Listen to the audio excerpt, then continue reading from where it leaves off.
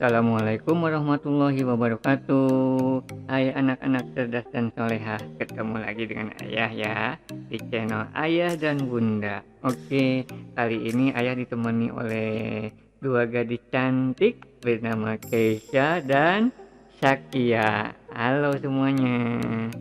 Halo Ju. Ayo Hai. bilang salam dulu sama teman-teman di rumah. Assalamualaikum warahmatullahi wabarakatuh. Seru ya. Baik, kali ini Ayah ingin menceritakan kembali kisah sifat teladan Nabi Muhammad SAW. Saat ini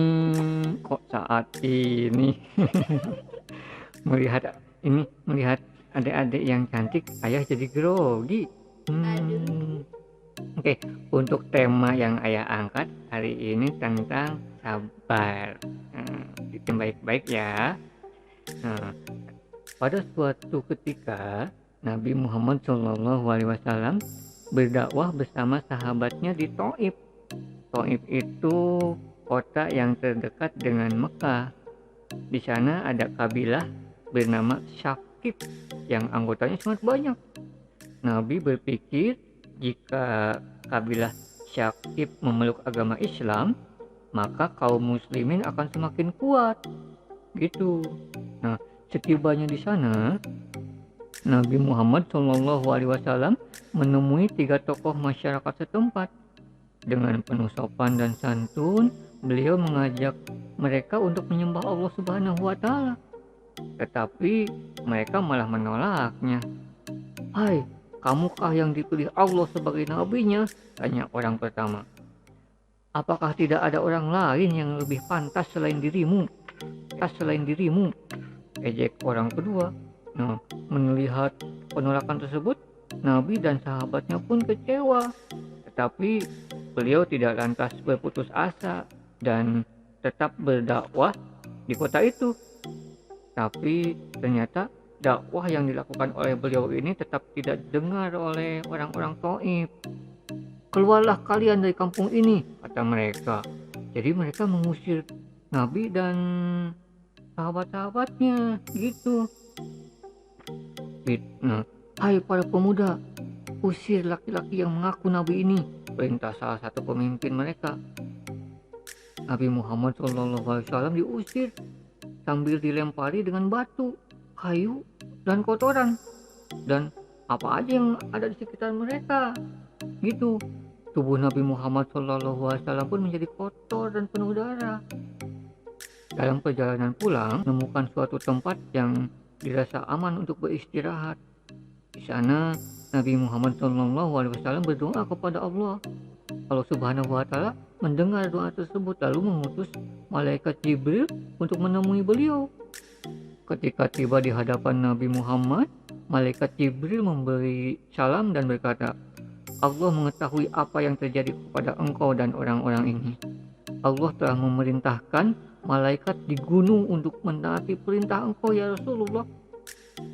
Malaikat Jibril kemudian memperlihatkan malaikat penjaga gunung tersebut kepada Nabi Muhammad. Dan malaikat itu pun berkata, "Wahai Rasulullah, kami siap menjalankan perintah baginda. Jika Tuhan mau, kami sanggup menjadikan seluruh gunung di sekitar kota Thaif berbenturan satu sama lain, sehingga seluruh penduduk di antaranya akan mati tertindih. Atau Tuanku menginginkan hukuman yang lain. Apa saja yang engkau inginkan, kami siap melaksanakannya." Nah, tawaran malaikat ini memang sangat menggoda ya. Bukan uh, bukannya menjadikan itu suatu kesempatan untuk membalas sakit hati Rasul, tetapi tidak dengan Rasulullah. Beliau adalah orang yang sabar dan selalu penuh kasih sayang.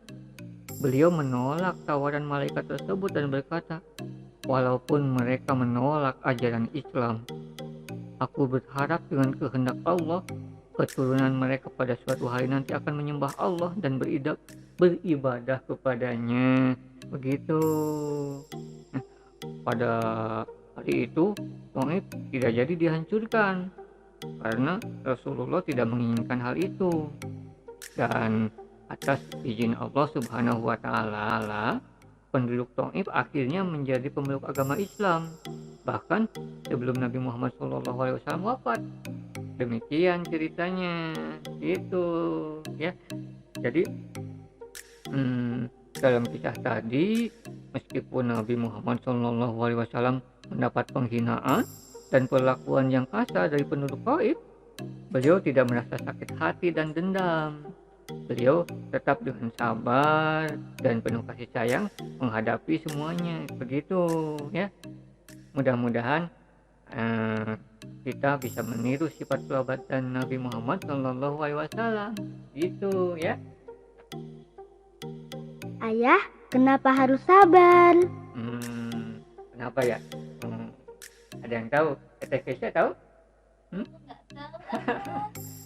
Kita harus bersabar ya, karena dengan sabar itu kita bisa mengatasi rasa kecewa ketika ada sesuatu yang tidak sesuai dengan yang kita inginkan. Nah, kita juga bisa memperlihatkan kebaikan hati dan kesabaran kita kepada orang lain. Itu. Tapi sabar itu susah banget ayah, caranya gimana? Wajar, memang kalau sabar itu mudah diucapkan tapi kadang pelaksanaannya sulit gitu ya. Nah, pokoknya ketika terjadi sesuatu yang bikin kesal ya, ambil nafas dalam-dalam dan coba mengingatkan diri sendiri untuk tetap tenang, cool gitu ya. Kamu coba bisa berpikir positif dan fokus pada solusinya gimana, bukan masalahnya. Itu Teteh. Tapi ayah, bagaimana jika kita tidak bisa menyelesaikan masalah itu? Pinter nih, gak usah khawatir. Kadang memang ada masalah yang tidak bisa kita selesaikan sendiri. Nah, disitulah kita harus belajar untuk meminta bantuan pada orang lain, seperti pada teman, keluarga, pada ayah, pada bunda gitu. Yang penting kita harus tetap bersabar dan percaya, yakin bahwa akan selalu ada jalan keluar dari masalah itu. Itu. Iya ayah, aku bakalan berusaha buat sabar terus dan positif kalau ada masalah. Aku juga ayah, terima kasih nasihatnya. Sama-sama ya.